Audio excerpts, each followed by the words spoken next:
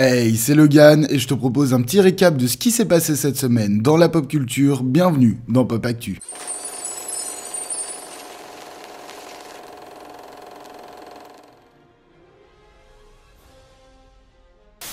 Et nous voici dans le mois des fêtes de fin d'année, un changement s'impose donc pour ce mois de décembre.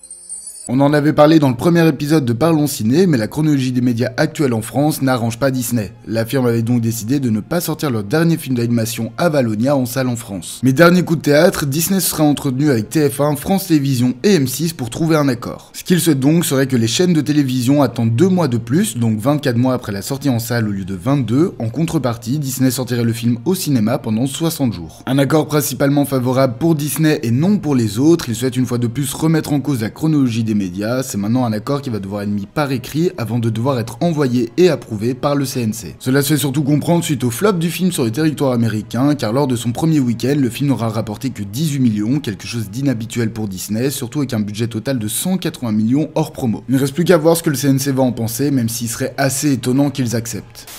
Suite aux récentes déclarations de Quentin Tarantino sur le MCU, Samuel L. Jackson, qui incarne Nick Fury, a décidé de lui répondre. Pour rappel, le réalisateur a dit que les acteurs de cette franchise n'étaient pas connus pour leur jeu, mais bel et bien pour leur personnage, ce à quoi l'acteur a répondu. Il faut un acteur pour incarner ces personnages particuliers. Et le signe de la célébrité au cinéma a toujours été quoi? Des culs dans des sièges? De quoi parlons-nous? Ce n'est pas une grosse controverse pour moi de savoir qu'apparemment ces acteurs sont des stars de cinéma. Chadwick Boseman et Black Panther, vous ne pouvez pas réfuter ça, et c'est une star de cinéma. Ce que l'acteur entend par là, c'est que ce n'est pas nouveau. Daniel Radcliffe est connu pour Harry Potter, Daniel Craig pour James Bond, etc., etc. Mais c'est le talent des acteurs qui fait que ces personnages ressortent tant.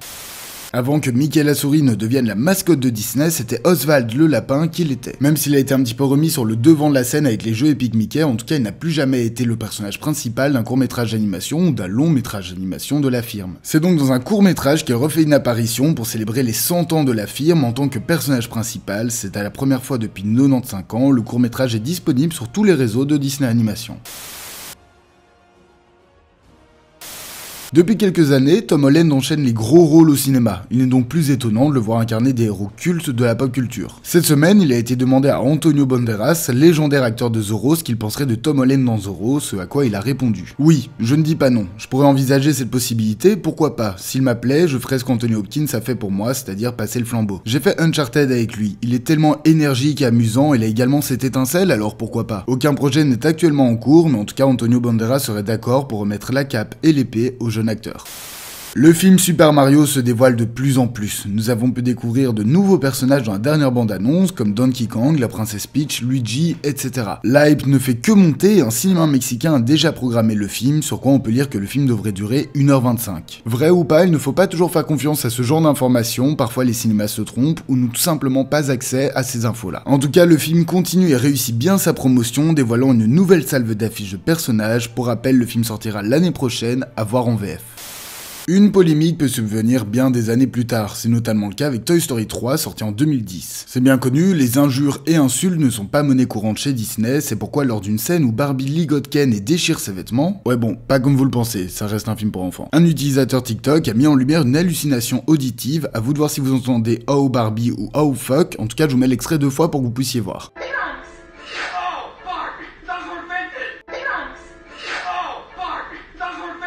Simple hallucination qui ferait normalement rire tout le monde, même si les Karen ont déjà crié au scandale. Ce 25 novembre est sorti le téléfilm Holiday Special des Gardiens de la Galaxie, rempli de références et d'easter eggs. Une scène a fait couler beaucoup d'encre. Une scène qui sort de nulle part, où on voit une personne qui boit tout simplement, mais les internautes se sont directement pris d'assaut. Il s'agit de Mark Hamill, légendaire acteur de Luke Skywalker. C'est donc le fils de l'acteur, Nathan Hamill, qui a tweeté que ce n'était pas lui, avant que ceux ici ne répondent en disant « ce n'est pas ». Juste de quoi casser le crâne des fans et alimenter encore les rumeurs. Il ne s'agit en réalité pas du tout de lui, mais d'un autre comédien, Troy Beacom. La saison 4 de The Boys commence petit à petit son tournage, très attendu après une magistrale saison 3, il place la barre donc très haut. Dans la saison 4, nous aurons donc Simon Pegg qui revient dans le rôle du père de Huey, mais également Rosemary DeWitt qui jouera la mère de Huey. Il a également été annoncé dans la foulée que Jeffrey Dean Morgan, Elliot Knight et Rob Benedict rejoindraient également la série dans des rôles non dévoilés. Pour rappel, la saison 4 devrait sortir courant 2024. Sixième film de la saga Transformers, en mettant Bumblebee de côté, Rise of the Beast dévoile enfin. En effet, le film a récemment dévoilé de nouvelles images, une grosse bande-annonce ainsi qu'une affiche. Le film sortira en salle le 7 juin 2023 chez nous.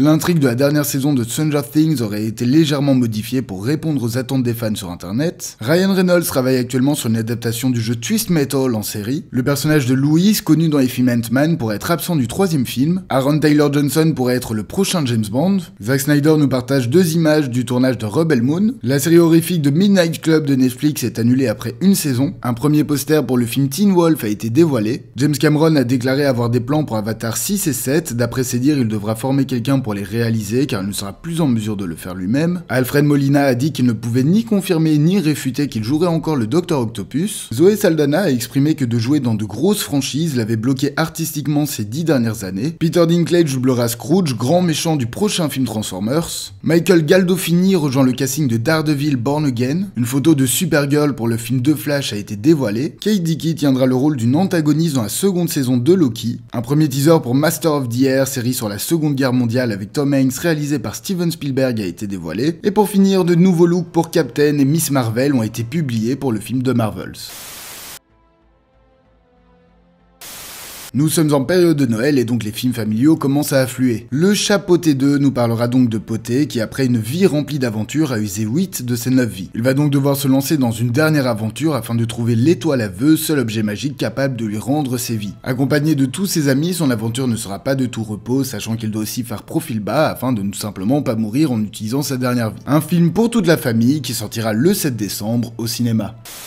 Falcon Lake nous raconte l'histoire de Bastien et Chloé, 2 adolescents en vacances avec leur famille dans une cabane au bord d'un lac. Ce lac serait apparemment hanté, les 2 ados vont alors tenter d'investiguer de leur côté une comédie dramatique et romantique aux allures de thriller qui sortira en salle aussi le 7 décembre. Le réalisateur Guillermo del Toro ne fait qu'enchaîner les projets avec Netflix. Cette fois-ci, il nous donne sa version du conte de fées Pinocchio, attention pas le Disney mais bel et bien le conte, utilisant de nombreux procédés comme la stop motion et il semble s'y donner à fond. Le film sortira donc finalement le 9 décembre sur Netflix. Et voilà, ce 18e épisode de Pop Actu est maintenant terminé, merci de l'avoir suivi jusqu'au bout. Encore un grand merci à Antoine pour m'avoir fait ce petit design spécial pour le mois de décembre, j'espère que ça vous amusera aussi. N'oubliez pas de partager, liker et vous abonner, ce sont les meilleurs soutiens pour la chaîne. Moi je vous dis à la semaine prochaine, passez une bonne soirée.